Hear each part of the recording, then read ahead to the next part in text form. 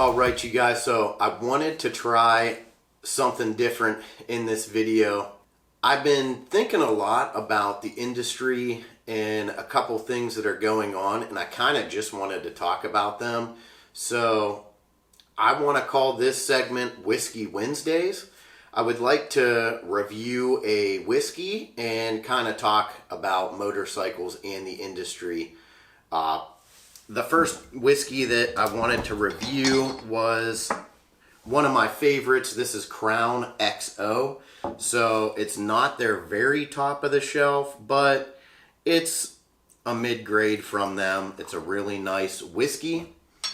And I always recommend this to people if you're a whiskey drinker or you're getting into whiskey for the first time. Crown XO is probably one of my favorite sipping whiskeys, and you'll see why as we get into it. But I wanted to talk mainly about the Buell Super Cruiser. So a lot of people have been going online recently and they were saying that Buell is kind of teasing people, maybe taking advantage of them with the pre-order for the Buell Super Cruiser. You're able to go online right now and you're able to fill out some information and pay a one-time deposit. It's like non-refundable, I guess, but it's very cheap and it gets you in line to be one of the first people to get and order the Buell Super Cruiser. If you guys haven't seen or heard of the Buell Super Cruiser, it's an absolute monster of a motorcycle. It looks like the design is somewhat between a Sportster 1200, a FXR, and a newer model Softail had a baby.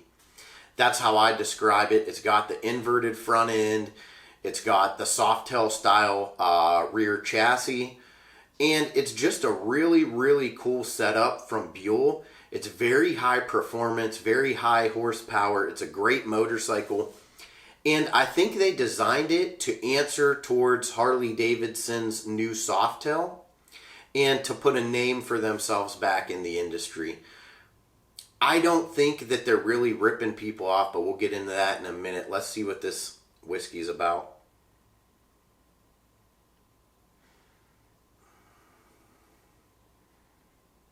So the smell is kind of a little oakish, a little floral, and to me, you can really get that hint that it was finished in the cognac casks. So that's the big seller with this, is it kind of has that cognac cask kind of taste. It's oak, it's a little bit charred. It's very floral, it's very fresh, it's crisp, it doesn't hurt the nose.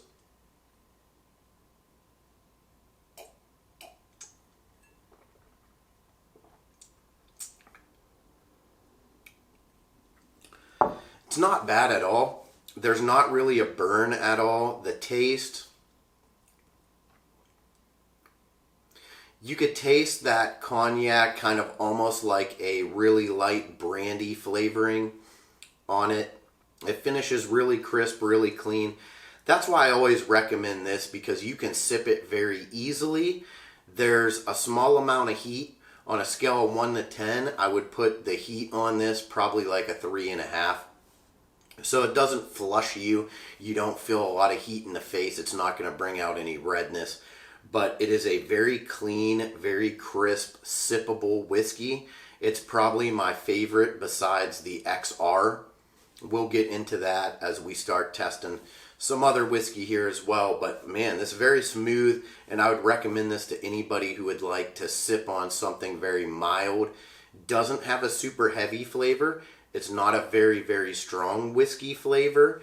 The cognac kind of takes away some of the bite of the whiskey.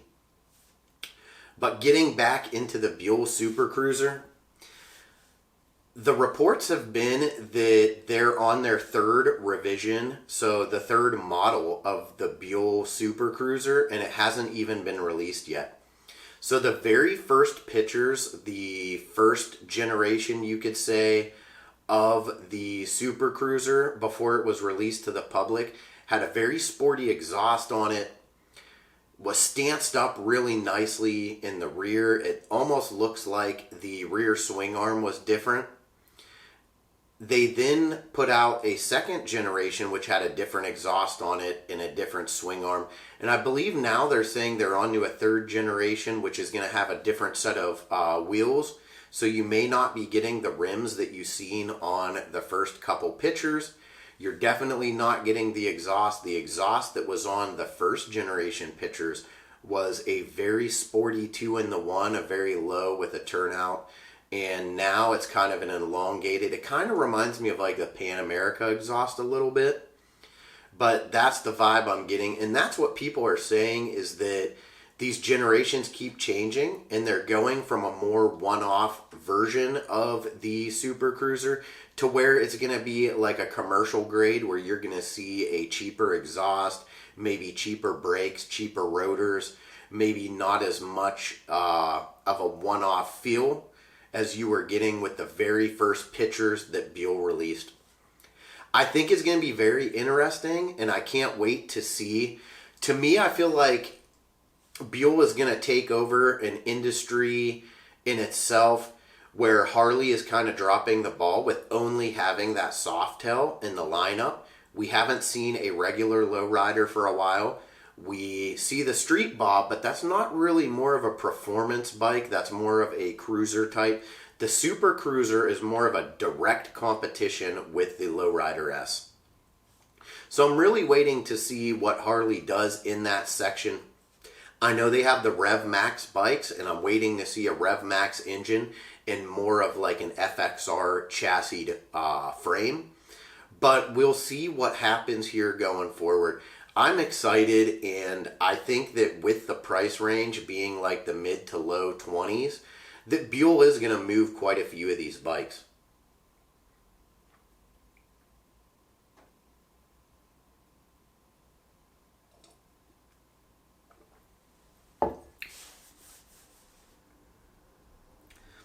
This is definitely a whiskey that you're going to want to have 2 or 3 glasses of. It's something that is very light, and the finish on it is so crisp that it makes you want more. It's kind of entices you to have a little bit more. The more you do sip, the more it's going to bring out kind of that whiskey note, and it's going to finish with a whiskey aftertaste after you get a couple in there. Once again, I can't recommend this enough. But also, you guys, I really think that Buell is going to do something cool. I want to see Harley drive their prices down a little bit lower on the Lowrider S.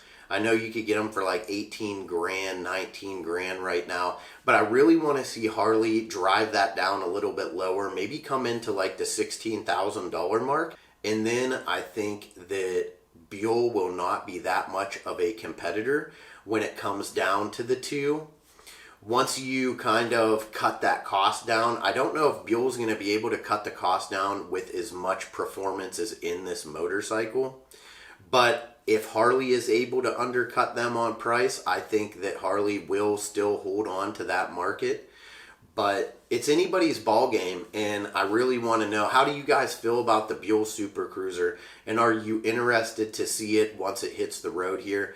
I'm interested to see what Harley does this next year, and I really hope they produce something that competes with the Super Cruiser and pushes Harley ahead of that mark.